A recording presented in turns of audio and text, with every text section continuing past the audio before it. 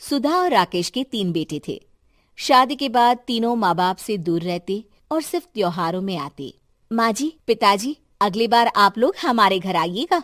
अरे नहीं बहू, सब यहीं आ जाते हैं तो घर खिला खिला लगता है। हाँ बहू, तू हमेशा बुलाती है तो जरूर आएंगे तेरे पास भी। हाँ हाँ, दीदी का घर बड़ा जो है, सब कुछ आपने शादी के बाद दीदी को ही तो दे दिया था। हमें भी दिया होता तो हम भी बड़ा घर लेते। क्यों सुनील?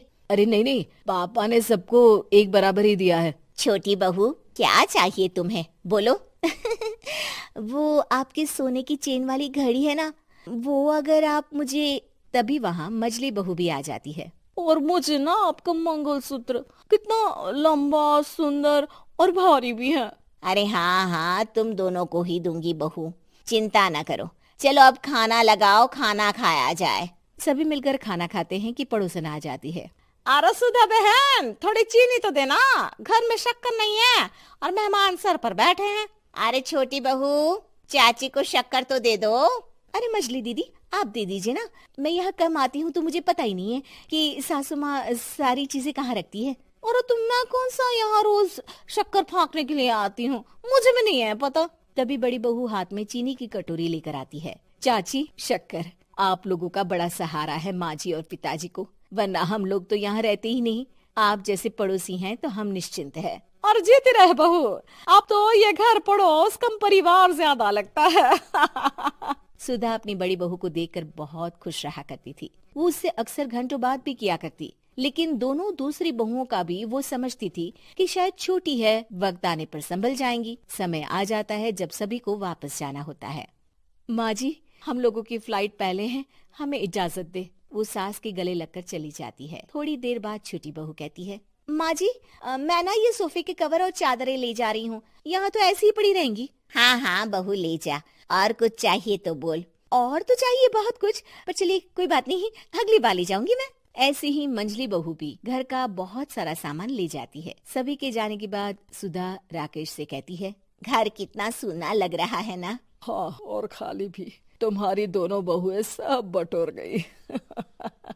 अरे ठीक है ना, हम दोनों ही तो हैं, कितना सामान लगेगा। फिर उन लोगों की नई गृहस्थी, इतना मत सोचा करे। समय बीतता है। ऐसे ही हर साल त्योहारों में सुधा और राकेश के बच्चों की बहू आते और जाते वक्त ढेर सारा सामान पैक कर कर ले जाती। लेकिन कुछ ही सालों में सुधा का देहांत हो जाता है।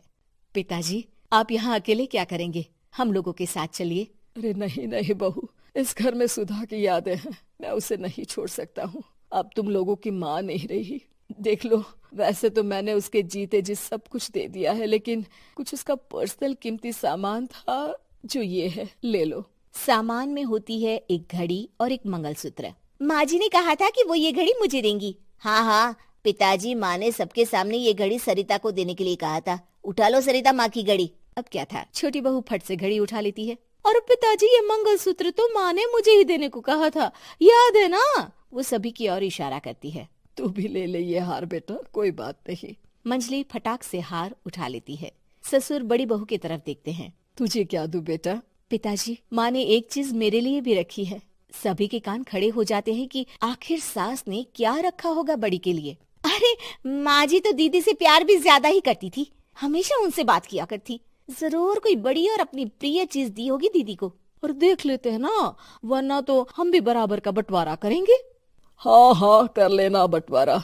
लेकिन बड़ी बहू बताओ तो, सुधा ने क्या रखा है तुम्हारे लिए? अभी तो हम लोग यही हैं पापा जी, जब जाने लगेंगे तो बता दूंगी। बड़ी बहू के मुंह से ये बात सुनकर बाकी दो बहुएं सोचने लगती हैं कि आखिर क्या है जो दीदी को सासू माँ देकर गई हैं। दीदी, ऐसा तो नहीं ना कि पूरे घर का आधा हिस्सा माँ बड़ी भाभी को देकर गई हो? तभी वहाँ ससुर आ जाते हैं। नहीं नहीं, ऐसा कुछ नहीं है। मकान तो तुम तीनों का बराबर से है। देखो, बड़ी बहू से तुम्हारी सास ज्यादा जुड़ी थी, न जाने क्यों घंटों बात किया करती थी। पता नहीं क्या देकर गई है उसे। और ससुर जी, आपको क्या पता, चालाकी से पूरे घर के पेपर में साइन करवा लिए हो, या फिर कोई छुपा गहना।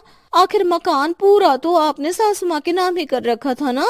अब घर में ये सस्पेंस बन जाता है कि आखिर बड़ी बहू क्या लेकर जाएगी। फिर वो दिन भी आ जाता है जब बड़ी बहू के जाने का समय हो जाता है। बेटा, परसों तुम चली जाओगी, बताया नहीं माँ ने तुम्हें क्या दिया?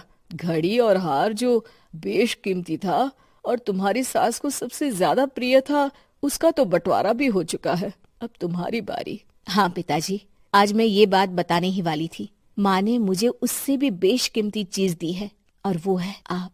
आपसे अधिक प्रिय उन्हें कुछ नहीं था। माँ चाहती थी कि आप मेरे साथ रहें। चलिए पिताजी। बेटा, मेरे पास तो कोई पेंशन भी नहीं है और ना ही कोई प्रॉपर्टी। लेकिन आपके पास संस्कार है पिताजी, जो मेरे बच्चे आपसे लेंगे, तो आपको ले जाने पर स्वार्थ ही है मेरा। चलिए ना पापा। सभी के सामने पिताजी बड़ी बहू और बेटे के साथ उनके घर चले जाते हैं।